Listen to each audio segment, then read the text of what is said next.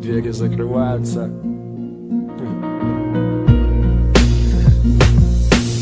Шикарное царство, размахом поражающее за копейки, приглашает всех желающих, куда-то спешащих и просто гуляющих, бодрых с утра и вечерами засыпающих, опаздывающих и уже опоздавших, местных шарящих и приезжих от своих отставших. И вряд ли я что-то приукрашу, если просто скажу: это все наше. Ну и как сами видите, прикиньте, ловите вам подарок от души, дорогие жители, и тусуйтесь, там суетитесь, любуйтесь, но будьте бдительны и не сорите. От края платформы отойдите, повышенная опасность, вся фигня вы помните. Мое любимое московское метро, вот оно, точно, тема про него. Быстро, удобно, надежно, всегда тепло. Для нас бесплатно, для вас совсем недорого. И я тебе не завидую, если ты никогда не видел этой подземной красоты. Кстати, сейчас я хотел бы обратиться: послушайте, уважаемые гости столицы, типа жаждущие культурно продвинуться, плиз,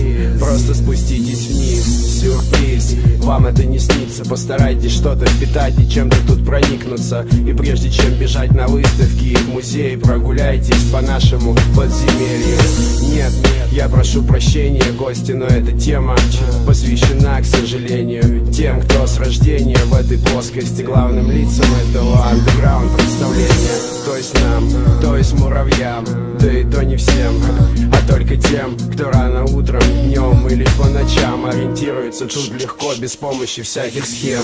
Тем, у кого есть любимые маршруты, кто сейчас мчится в поезде на свои замуты, кто знает грамотные пересадки, знает, где надо зайти, чтобы выйти у первой арки, кто, избегая кольцевого сумасшествия, добирается на район с пакетом без происшествий, кто, попадая в океан открытый, прячет глаза убитые, лениво зевает с легким, но колким порывом ветра, преодолев сырые подземные километры по светлым станциям и холодным туннелям. Лови метрополитен был с легким, но колким порывом ветра, преодолев сырые подземные километры по светлым станциям и холодным туннелям. Лови метрополитен был с легким, но колким порывом ветра, преодолев сырые подземные километры по светлым станциям и холодным туннелям. Лови метрополитен был с легким, но колким порывом ветра, преодолев сырые подземные километры